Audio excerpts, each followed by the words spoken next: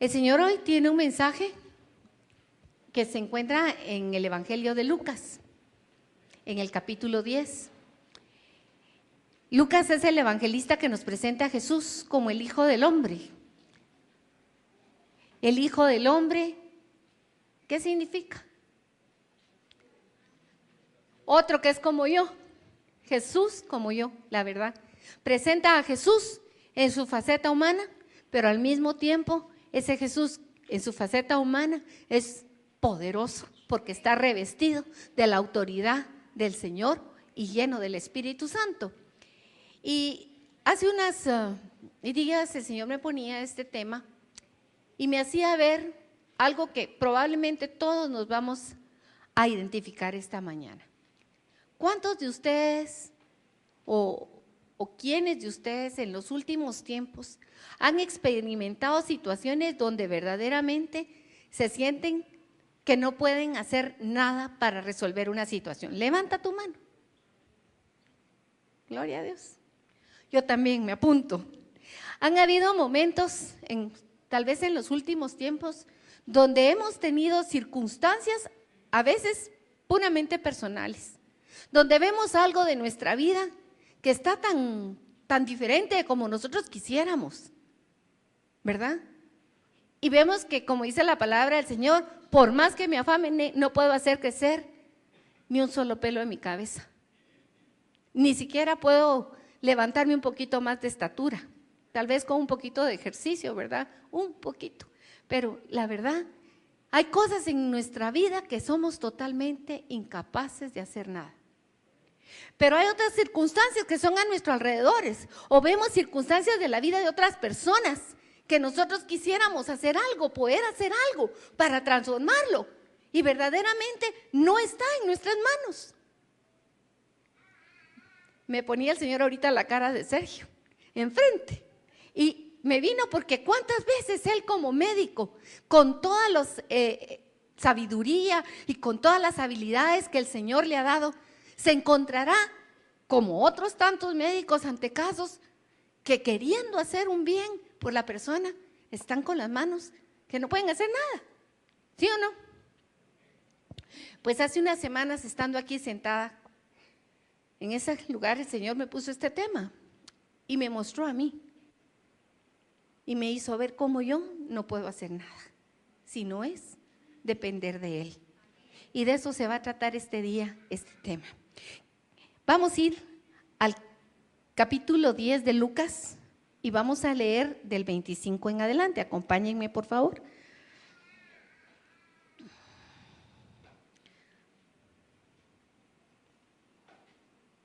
Cuando tienen ya la cita, por favor me dicen amén, para que vamos a leerla todos juntos. ¿Amén? Amén. Bueno, y he aquí, un intérprete de la ley se levantó y dijo para probarle: Maestro, ¿haciendo qué cosa heredaré la vida eterna? Él le dijo: ¿qué está escrito en la ley? ¿Cómo lees? Aquel respondiendo dijo: amarás al Señor tu Dios con todo tu corazón y con toda tu alma y con todas tus fuerzas y con toda tu mente, y a tu prójimo como a ti mismo. Y le dijo: bien has respondido, haz esto y vivirás. Pero él, queriendo justificarse a sí mismo, dijo a Jesús: ¿y quién es mi prójimo? Respondiendo Jesús dijo: un hombre descendía de Jerusalén a Jericó. ¿De dónde descendía? Amén. Descendía de Jerusalén a Jericó y cayó en manos de ladrones, los cuales le despojaron e hiriéndole se fueron, dejándole medio muerto. Yo diría más bien medio vivo, ¿verdad? Pero estaba medio muerto, dice. Aconteció que descendió un sacerdote por aquel camino y viéndole pasó de largo. Asimismo un levita, llegando cerca de aquel lugar y viéndole pasó de largo. Pero un samaritano que iba de camino vino cerca de él y viéndole fue movido a misericordia. Y acercándose, vendó sus heridas, echándoles aceite y vino. Y poniéndole en su cabalgadura, lo llevó al mesón y cuidó de él. Otro día al partir, sacó 2 denarios y los dio al mesonero y le dijo: cuídamele, y todo lo que gastes de más, yo te lo pagaré cuando regrese. ¿Quién pues de estos 3 te parece que fue el prójimo del que cayó en manos de los ladrones? Él le dijo: el que usó de misericordia con él. Entonces Jesús le dijo: ve y haz tú lo mismo. Hemos oído muchas veces esta parábola. Amén. ¿Quién es la primera vez que oye esta famosa parábola que se llama la parábola del buen samaritano?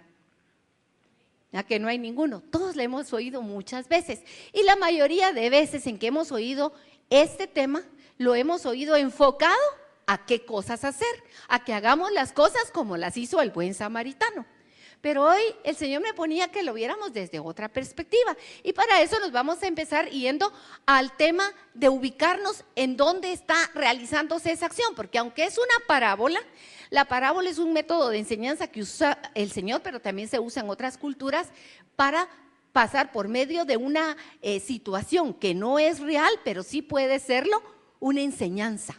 Y usa elementos reales, como el lugar donde se está ambientando. Y para mí eso tiene una significancia, porque toda la palabra de Dios, el Señor, lo que escribieron ahí, aunque ha pasado a través de muchas personas y de muchas traducciones, y muchos dicen que tenemos que tener mucho cuidado en cómo leemos la palabra de Dios, y es cierto, tenemos que tener también la seguridad que a nuestro Dios no se le escapa nada. Y que todo lo que está escrito en su palabra ya ha sido llegado para nosotros, tiene un mensaje. Entonces ambientémonos primero en ese lugar, en ese camino donde iba este cierto hombre que bajaba de Jerusalén a Jericó.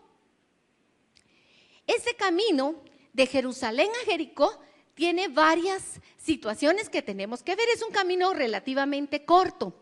Es un camino que tiene como 27 kilómetros, o sea que si nos ubicamos podríamos decir que es como de aquí hacia Amatitlán.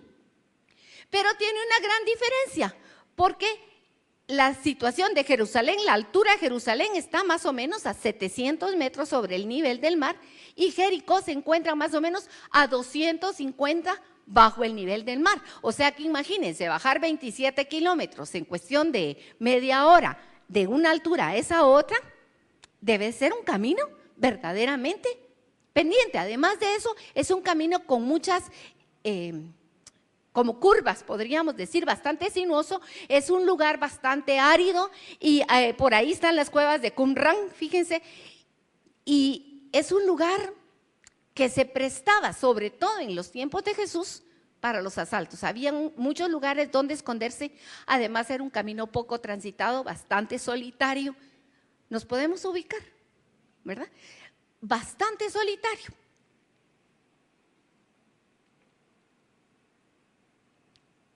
Y el punto primero es este: ¿quién es Jerusalén para nosotros? Todos venimos de la casa del Dios. Dios nos crió, nos hizo a su imagen, nos puso en el Edén, no en Jerusalén. Pero simbólicamente Jerusalén es la ciudad amada de Dios, la ciudad de lo alto, ¿verdad? Y todos descendimos de ahí. Todos como hombres bajamos del lugar de Jerusalén a un lugar más allá abajo de los 250 metros debajo del nivel del mar. Por eso dice, caímos de la presencia del Señor, ¿sí o no? Caímos y bajamos muy, muy abajo. Ese es un punto que es importante que podamos tomar nosotros. Todos nosotros podemos ser ese hombre que bajó de Jerusalén a Jericó. Y también podemos identificarnos con el asunto de que cayó en manos de los ladrones.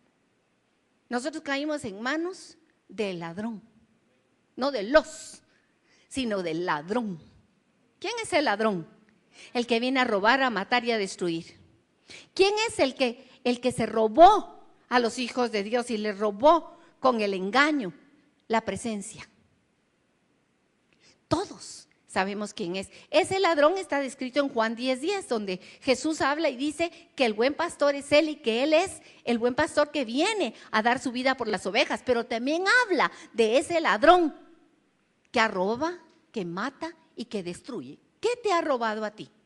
Piensa. Primero, nos robó esa presencia de poder estar en la presencia con el Señor. Fuimos destituidos de la presencia del Señor a causa del pecado, número 1. Y con eso ya nos robó todo lo demás. Porque nos robó la alegría, nos robó el gozo, nos robó la vida eterna, nos robó el bienestar de las relaciones. Porque lo primero que se rompió, aparte de la relación con el Señor, después fue la relación entre Adán y Eva. ¿Se recuerdan ustedes cómo dijo Adán cuando vio por primera vez a Eva? Cabal, wow, esta es carne de mi carne y hueso de mis huesos. Pero inmediatamente después del pecado que dijo Adán de Eva, esa que tú me diste, tú eres el culpable. Y esa, qué tremendo. O sea, después de romperse la relación con el Señor, se rompió la relación entre los seres humanos. ¿Cuántas familias destrozadas? ¿Cuántos? No solo miremos a Adán y Eva como matrimonio, pensemos en nuestras familias. ¿Cuántas relaciones rotas? ¿Cuántos hijos alejados? ¿Cuántas circunstancias que han sido rotas y robadas por este ladrón? Se pueden identificar con el cierto hombre que iba bajando de Jerusalén a Jericó. Y el otro punto que a mí me pareció tan interesante es, yo me reí porque dije medio muerto, dice la Escritura. O sea, eso quiere decir, ya estaba a punto de morir definitivamente. Medio muerto, inconsciente probablemente. Pónganse a pensar ustedes en una persona medio muerta. Un enfermo en un hospital que tiene un montón de tubos, que está ahí todo quebrado. Alguien que lo atropelló una camioneta y todavía está respirando, pero está tirado en la calle. Medio muerto quiere decir una persona que es incapaz de hacer algo por sí misma. Necesita de alguien que llegue y que lo auxilie, que lo levante, que le dé los primeros auxilios, que llame una ambulancia, que le traiga al médico, alguien fuera de él, porque él por sí mismo no puede hacer absolutamente nada. Y mis hermanos, yo puedo identificarme con él. Yo no sé si tú, con ese medio muerto, pero yo sí. Yo estuve un momento de mi vida más que media muerta. Y necesitaba de alguien que viniera y que me diera la vida. Y por gracia y misericordia, por ahí pasó, no un samaritano, sino que pasó el Hijo del Hombre, que curiosamente es el Hijo de Dios, que bajó del cielo por ese camino inhóspito que nosotros mismos decidimos inaugurar. Y pónganse a pensar, fíjense que cuando yo leía esto me llamó la atención que históricamente este camino de Jerusalén a Jericó es llamado el camino de sangre o camino sangriento. ¿Cuántos de ustedes lo sabían? Camino sangriento porque ahí murieron muchos.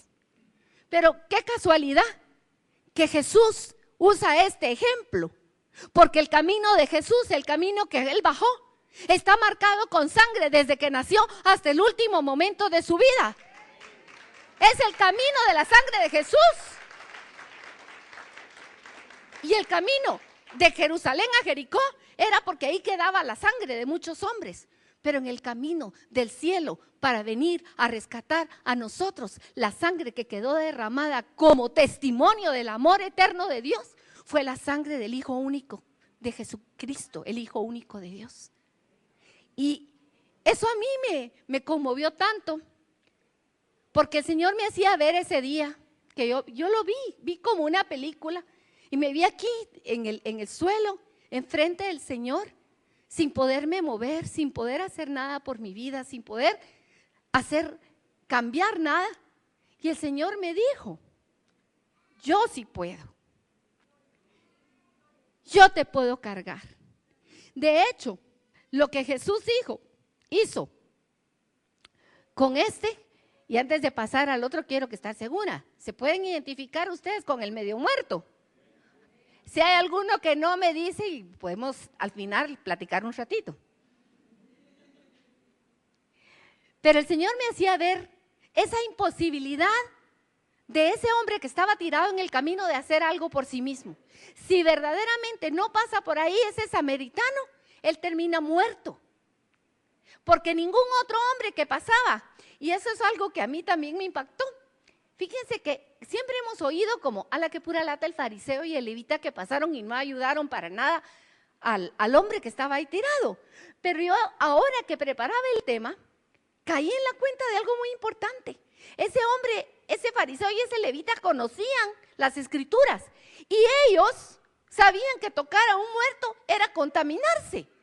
Hasta yo me dije, bueno, de repente por eso no pararon. O si era un camino tan peligroso. Miren, ¿quién de nosotros hoy en Guatemala, cuando alguien hace una seña en la carretera y está solo y está tirado, para? Y levánteme la mano, a ver, ¿quién es el valiente? ¿Por qué no paramos? Tal vez llamamos inmediatamente una ambulancia o hacemos algo, pero el que se para podríamos decir que imprudente. ¿Por qué? Porque los caminos de nuestro país en la soledad son caminos terribles, que el que parece medio muerto no está medio muerto, sino que está bien vivo para dejar medio muerto al que pare. Entonces, todas esas circunstancias, yo las estuve dando vuelta. ¿Quién puede realmente hacer algo por mí si no es el Señor? Y veía esa imposibilidad, pero lo curioso es que el Señor me llevó a algo más allá de ver la imposibilidad del que estaba medio muerto, y me hizo ver la imposibilidad del intérprete de la ley. Y quiero que ahí nos centremos hoy. Dice en Lucas 10:25, que es con la cita que empezamos, dice, y he aquí un intérprete de la ley. ¿Quién es el intérprete de la ley? Es aquel que conocía las escrituras bien, las conocía, las había estudiado, las había meditado, las había comido por mucho tiempo, y las tenía en la punta de la lengua. Tan es así que cuando Jesús le hace la pregunta y se la hace con una intención, el otro responde al instante y le dice, ¿qué? Porque la pregunta fue, ¿haciendo qué? Y el intérprete de la ley tenía una intención y era probar a Jesús como maestro, porque Jesús, con esta parábola que les leí, está cerrando un capítulo donde han regresado los 70 que se fueron de dos en dos enviados por Jesús y vieron poder de Dios en sus vidas.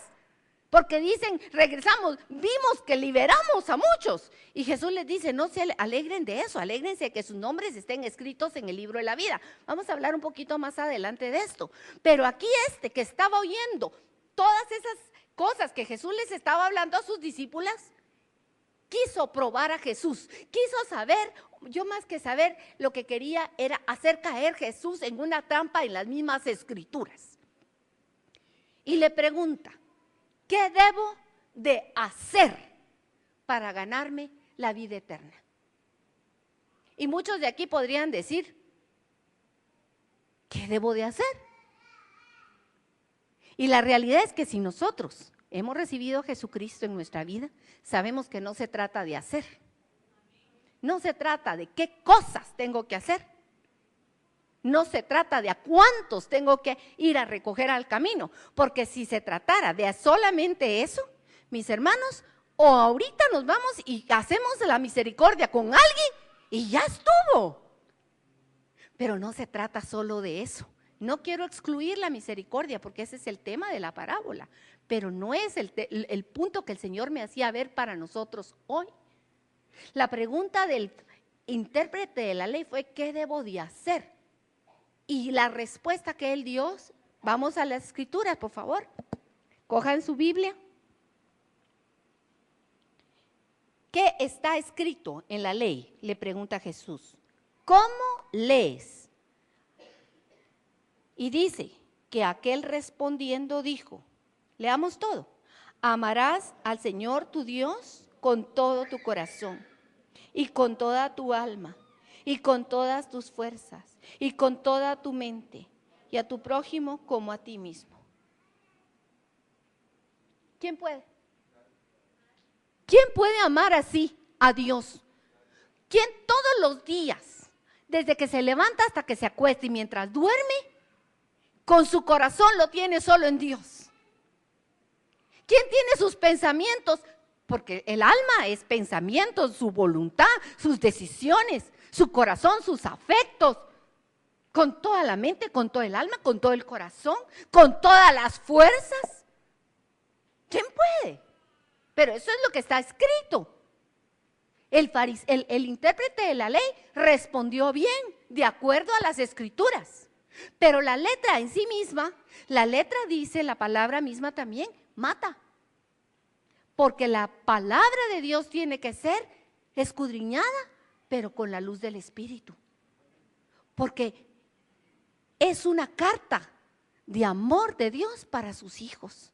Y los que quieren conocer a Jesús tienen que abrir el corazón antes que la cabeza para recibir a Jesucristo en su vida y que Él les revele estas verdades.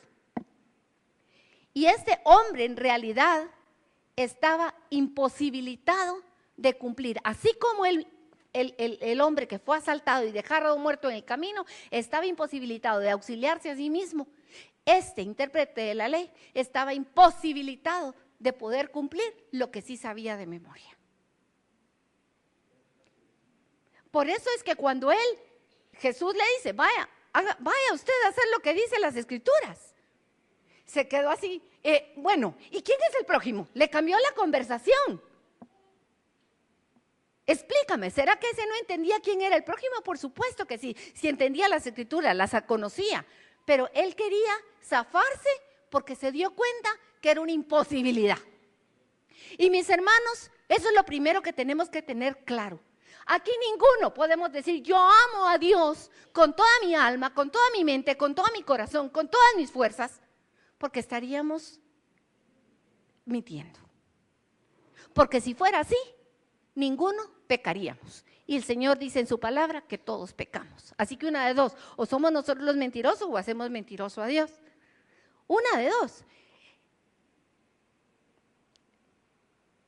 Y aquí tengo como dos cuadros. Por un lado tengo un cierto hombre, que es como empieza Lucas 10:25. Hay uno que cree saber, pero en realidad no entiende nada. No se ha dado cuenta de que no se trata de una letra escrita o de conocer las escrituras de memoria, o que no se trata de cosas que tiene usted que hacer. No se trata de sembrar en el reino. No se trata de auxiliar a los que están caídos en el camino. No se trata, qué sé yo, de darse 1000 golpes en el pecho. Se trata de otra cosa. Porque sin esa otra cosa primera es imposible todo lo demás.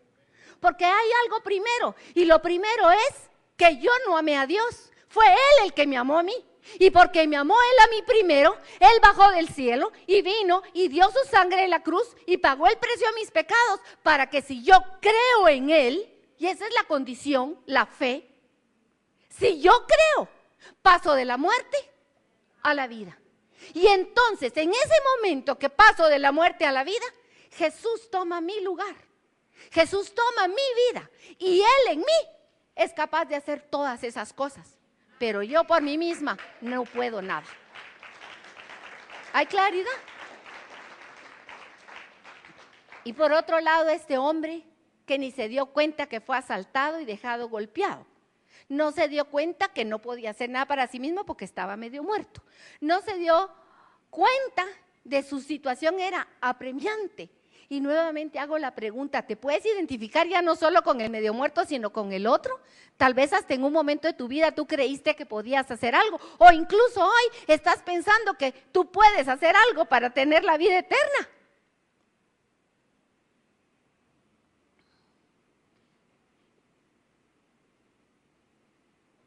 El que fue movido a misericordia es tan bonito como el Señor lo pone. Habla de un samaritano. Y el samaritano era aquel hombre, aquella nación que los judíos los miraban como la escoria, de lejos. ¿Por qué razón? Porque en tiempo de cuando se dividió la nación de Israel, de los judíos, 10 tribus se fueron para el norte y 2 tribus se quedaron en el sur con su capital, Jerusalén. Pero los que estaban en el norte fueron invadidos después por los asirios. Y los que estaban en el norte, ¿se recuerdan ustedes que Jeroboam mandó a hacer unos ídolos y los puso para que no regresaran al lugar de adoración establecido? ¿Se recuerdan? Entonces esas tribus del norte fueron invadidas y fueron mezcladas y dejaron de tener como la esencia del judaísmo y eran rechazados por los judíos. ¿Se acuerdan del pasaje donde la mujer samaritana que está junto al pozo y Jesús llega y le dice, ¿dónde a mí que tú me pidas de beber si los judíos no se mezclan con los samaritanos? ¿Se recuerdan de ese pasaje? Y eso me mostraba a mí el Señor, cómo Él, siendo el Dios eterno, el santo, el todopoderoso, en este lugar hablaba de un samaritano, pero el que hace todo es Él. Si ustedes leen en su boletín, dice, hay una parte que el Señor me ponía y era, ¿quién fue el que te levantó a ti del camino? ¿Quién fue el que rescató tu vida? ¿Quién puso aceite y vino en tus heridas? El aceite representa al Espíritu Santo, el vino, la sangre de Jesucristo. ¿Quién puso esa sangre sobre tu vida que te da la vida? ¿Quién te hizo esa transfusión de sangre? ¿Quién puso el aceite del Espíritu Santo que te restaura, que te da nuevas fuerzas? Es Jesucristo. Y Jesucristo está dando un retrato de Él mismo, pero ubicándose en una posición de humildad increíble ante esos hombres. Él hizo varias cosas. Lo hizo con cada uno de nosotros. Y quiero que recuerdes el día en que tú por primera vez le dijiste a Jesús, Jesús, yo te necesito. Toma mi vida. Te entrego hoy mi vida, te entrego mi corazón.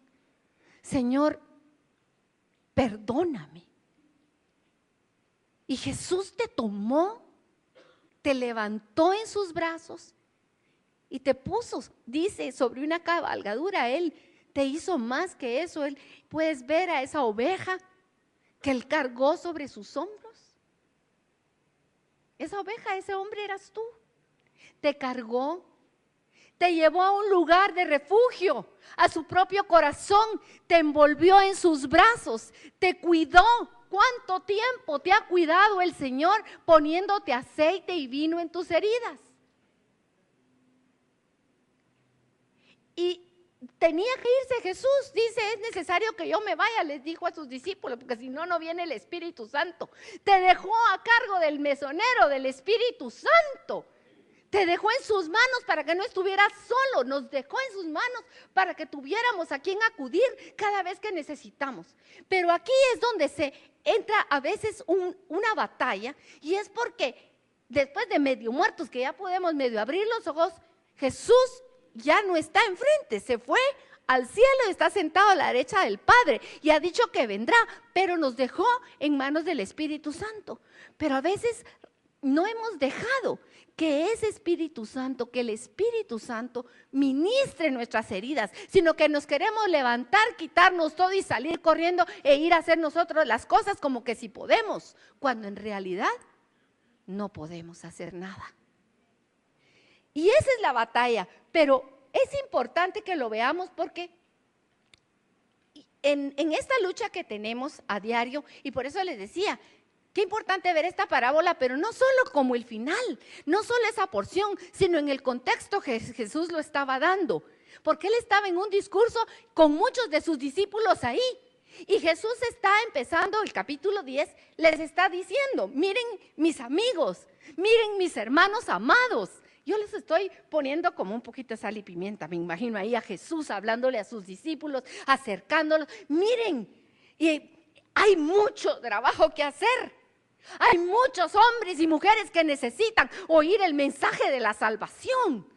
Por favor, pidan, intercedan, porque el Señor mande obreros a su mies. está exhortando, está diciendo, miren, la mies es mucha, hay mucho que ir a hacer. Pongámonos en oración porque el que puede hacer que vengan obreros es el Padre. La semana pasada Ricardo nos hablaba del compromiso. Tenemos que orar por ese compromiso, tenemos que orar porque el Señor mande obreros a su mies. Pero también ese principio de ese capítulo es el momento en que Jesús ya no mandó a 12, sino que agarró a 72. 6 veces 12. Y los manda de 2 en 2 a predicar el evangelio del reino. ¿Y cuál es ese evangelio?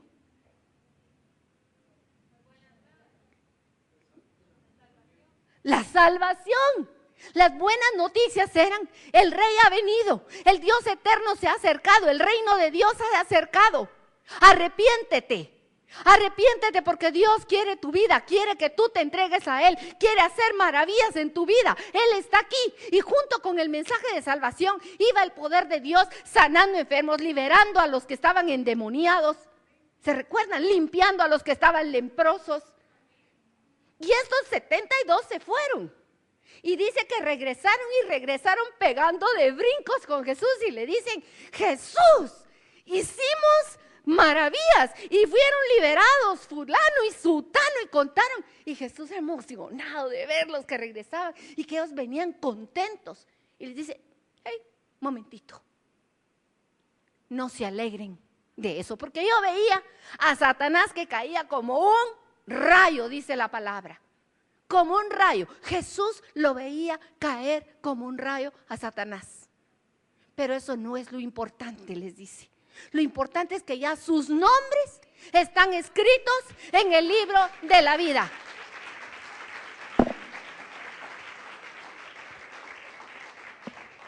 Lo importante no son las cosas externas que vemos. El poder, por supuesto, que es maravilloso y es precioso verlo y experimentarlo aún más.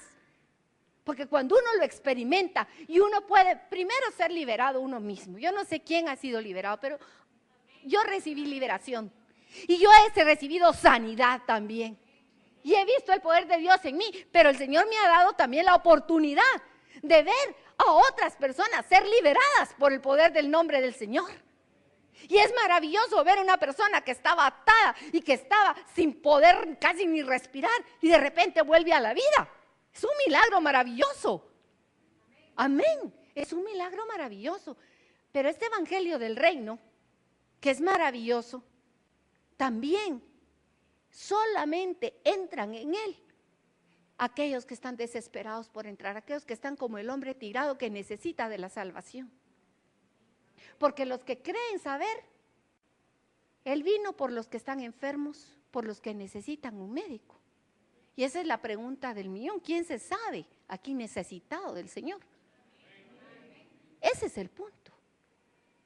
Y es para los necesitados. Y para poderse consagrar hay que tomar en serio el evangelio.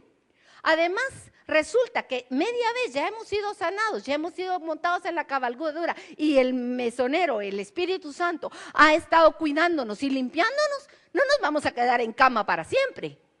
¿Qué dirían ustedes de un enfermo que pasó 8 días en intensivo, después lo pasaron al sanatorio otros 8 días, ya está sano y no se quiere ir del hospital? Y que ya no tiene nada y se sigue quejando de que le duele el pie y se sigue quejando que tiene dolor de cabeza. No tiene sentido. Hay un tiempo donde el Señor nos aplica el vino y el aceite en nuestras heridas. Pero hay un momento en que nos dice, bueno, ya, para arriba, levántate. Anda tú y haz lo que hay que hacer. No nos podemos quedar todo el tiempo postrados y llorando porque nos duele el corazón, porque nos duele la cabeza, porque nos duele lo que hizo fulano, porque nos duele lo que hizo sutano, o preocupados de, ay, mi casa, ay, la semana pasada nos decían, muchos preocupados por su casa, y cuando hablan de su casa, lo hablaba Ricardo muy bien, él decía, no se trata de la casa física, él estaba hablando de la casa espiritual, que es nuestro templo, pero miren, ¿cuántos también están preocupados solo de su casa material? De sus hijos, de sus cosas, de su carro. Y de las cosas de Dios son secundarias. Pero el evangelio del reino es primero es para mí una salvación, una necesidad, una restauración. Pero inmediatamente el Señor dice, para arriba, hay que hacer, hay mucho trabajo que hacer, mis hermanos. Y no nos podemos quedar sentados. Es una lucha encarnizada, porque el que sale a predicar el evangelio es como un cordero en medio de lobos. Ay, de cada uno, pues, Señor, ¿y todo esto qué? Decirles a los enfermos, el reino se ha acercado, y el que a vosotros escucha, a mí me escucha, y al que a vosotros rechaza, a mí me rechaza. Miren, qué maravilloso todo lo que el Señor está diciendo. Pero el evangelio también es una exigencia, porque dice que el que mira para atrás no es bueno para el arado. Que el que no deja, el que no ama más a Jesús que a su padre, a su madre y a todos los demás, no es su discípulo. Es un evangelio de compromiso, un evangelio que demanda. Y a veces solo queremos la parte del evangelio, del aceite y de la sangre sobre nuestras heridas, mis hermanos. Hay un momento para eso, y ese momento puede ser todos los días, porque todos los días lo necesitamos. Pero inmediatamente que ha sido puesto el aceite y la sangre del Señor sobre nuestras vidas, nos tenemos que levantar y hacer lo que hemos sido enviados a hacer por el Señor. Y veremos la gloria del Señor. Con la fe se verá la gloria del Señor.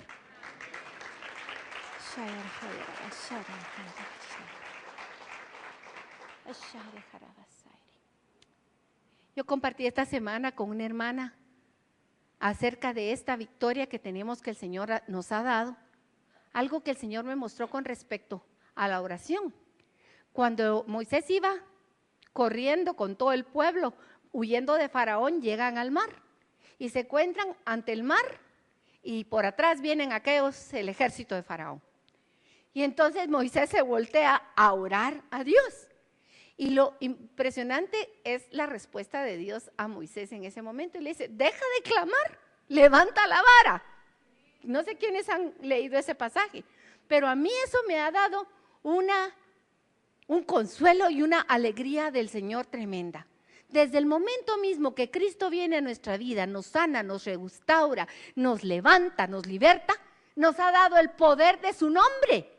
En la vara del poder de su nombre, para que en cada circunstancia de la vida nos levantemos y reprendamos y rechacemos con el poder del Señor todo aquello que se quiere oponer a que el reino de Dios sea instaurado, primero en nuestras vidas o cuando llevamos el mensaje del reino a otros.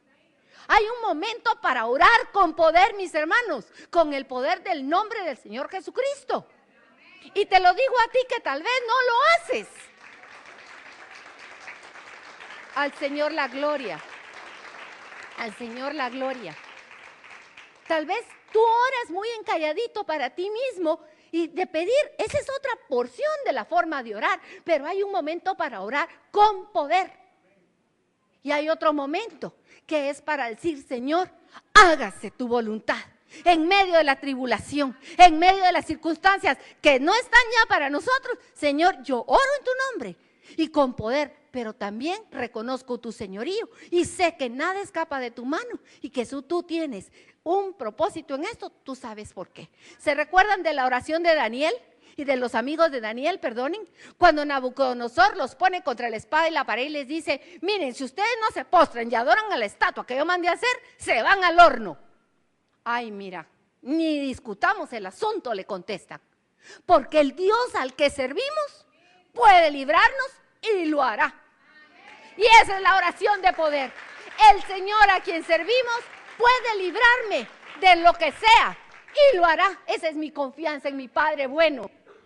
Pero si no lo hiciera, de aquí no me muevo. Él es mi certeza y mi seguridad, y Él tiene un propósito más allá de lo que yo soy capaz de ver y de entender. Amén. Esa debe de ser nuestra posición. Sabemos que la victoria está asegurada.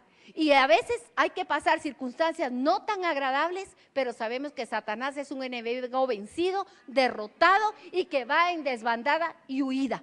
Y lo más importante de toda esta batalla, mis hermanos, nuestra alegría no debe de ser que Satanás huya, que eso ya es pan comido, podríamos decir. No, nuestra alegría es que nuestros nombres ya han sido escritos en el libro de la vida. Gloria al nombre del Señor Jesús.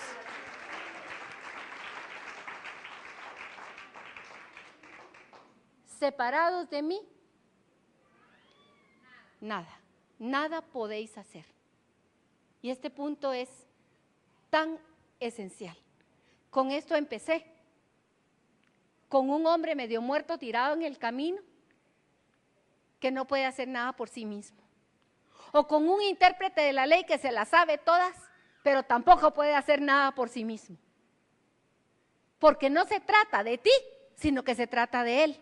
Se trata de su amor, que ha dado todo, lo mejor del cielo, a su Hijo Jesucristo, para que todo aquel que cree en Él tenga vida eterna y vida en abundancia. Y esa cita no es solo para el día de tu conversión, mi hermano. El creer en Jesucristo es cuestión del día a día, en las circunstancias de todos los días. Tienes una enfermedad, es momento de confiar en el Señor. Tienes una situación económica difícil, este es el momento de creer en Jesús, que es tu Salvador. Tienes un problema de tu familia, con tu esposa, con tus hijos, este es el momento de creer que Él es poderoso para cambiar el corazón y salvar. Si estamos en Él, es en Cristo, entonces Él en nosotros es esperanza de gloria. Él en nosotros, no nosotros que vamos a alcanzar algo. Es Él en nosotros, el que ya lo alcanzó y el que nos lo da de gratis a sus hijos, como dice el Salmo, los hijos de Dios mientras duermen reciben las bendiciones. Y hace unos días me compartió una hermana de una visita del Señor Jesús a su vida.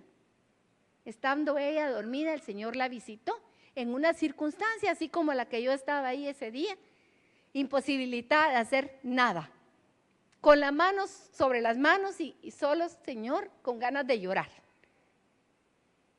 Y el Señor dice que no le habló nada, no le dijo ni una palabra, solo la vio y en su mirada le dio nuevas fuerzas, nuevos ánimos, nuevas esperanzas.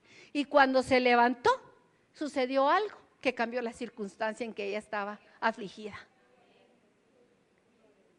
Y así ha sido tal vez en tu vida, así es en la mía.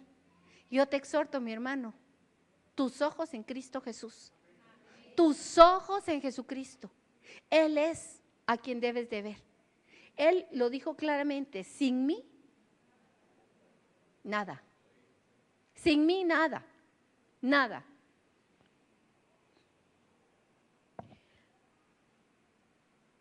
¿Y para esto qué necesitamos?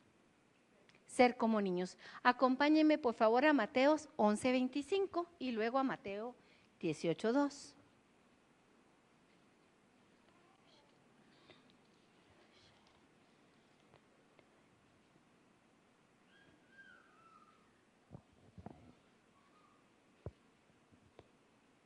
¿La tienen?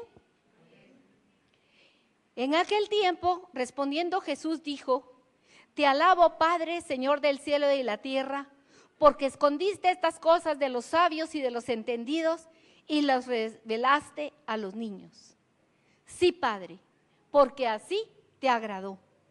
Todas las cosas me fueron entregadas por mi Padre, y nadie conoce al Hijo sino el Padre, ni el Padre conoce a alguno sino el Hijo, y aquel a quien el Hijo lo quiera revelar. Venid a mí, todos los que estáis trabajados y cargados. ¿Quién dice eso? ¿Estás tú trabajado? ¿Sientes cansancio en algún momento? ¿Tienes una situación en tu vida que te está agobiando? Dice Jesús, ven a mí. ¿Y cuál es su promesa? Yo te haré descansar. Pero dice, ¿a quién le reveló estas cosas el Señor? A los niños. Y si nos vamos a Mateo 18:2, ¿la tienen? Preguntando quién es el mayor en el reino de los cielos. Dice, llamando Jesús a un niño, lo puso en medio de ellos y dijo: de cierto os digo que si no os volvéis y os hacéis como niños, no entraréis en el reino de los cielos. Así que cualquiera que se humille como este niño, ese es el mayor en el reino de los cielos. Y cualquiera que recibe en mi nombre a un niño como este, a mí me recibe. Y yo me preguntaba, porque en la oración de Lucas, lo vamos a ver también, cuando está en el capítulo 10 de Lucas, está Jesús diciendo lo mismo. Bienaventurados los que han entendido estas cosas, que el Padre le quiso revelar a los sencillos, a los que no tienen mayor problema en cuanto a la fe en Él. No es a la fe en cualquier cosa, es a la fe en Jesucristo, en el Hijo de Dios, en lo que Él dice, que Él hace y que lo hace. Y al mensaje de su palabra. ¿Y cómo es un niño, mi hermano? ¿Saben cómo es un niño? Se preocupa. Yo tengo un bebé cerca de la casa y yo creo que él no se preocupa en toda la noche si le van a dar de comer o no al día siguiente. O si lo van a vestir o no lo van a vestir. Y miren, para él es re fácil, no habla, pero dice, y con todos sabemos lo que el niño quiere. Como niños, tranquilamente pedir, llorar cuando tenemos hambre. Tranquilos, seguros de aquel que es nuestro Padre. No estoy hablando de Dios, estoy hablando de nuestro Padre que tiene por oficio ser Dios. Y mi seguridad está en que Él me amó primero. Y como me amó, me trajo a la existencia. Y si me trajo a la existencia, Él es un papá responsable. Y Él me cuida. Él no me ha dejado, no me ha abandonado, aunque hay momentos en que yo a veces me he sentido muy sola. Pero muchas veces me he sentido muy sola porque me doy la espalda y dejo de verlo. Pero solo volteo a ver y ahí está, agarrándome. Como niños, es necesario que tu actitud sea la del niño, la actitud del niño que recibe, la actitud del niño que corre a él, la actitud del niño que sabe que puede llorar delante de su papá, que puede pedir y que tiene la autoridad de su padre, que lo respalda. Amén. Acompáñeme a 2 Corintios, con esto voy a terminar, le pido a los alabadores que pasen. 2 Corintios 4.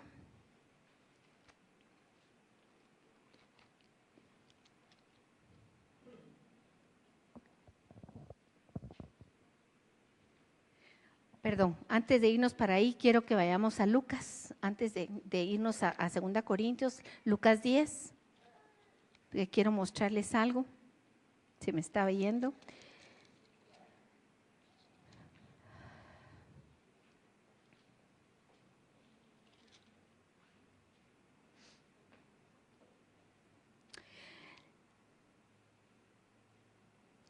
Lucas 10, versículo 21. Esto es después de que Jesús les ha dicho a los discípulos que no se alegren de que los demonios les obedezcan y de que ellos vean cosas así maravillosas. No, les dice, en aquella misma hora Jesús se regocijó en el Espíritu y dijo, o sea, Jesús estaba tan alegre de ver a sus discípulos regresando contentos, que se llenó del Espíritu y ahí se regocijó y dijo, yo te alabo, oh Padre, Señor del cielo y de la tierra. Primero le dijo, Padre, yo te alabo, oh Padre, Señor del cielo y de la tierra, porque escondiste estas cosas de los sabios entendidos y las has revelado a los niños, porque así te agradó.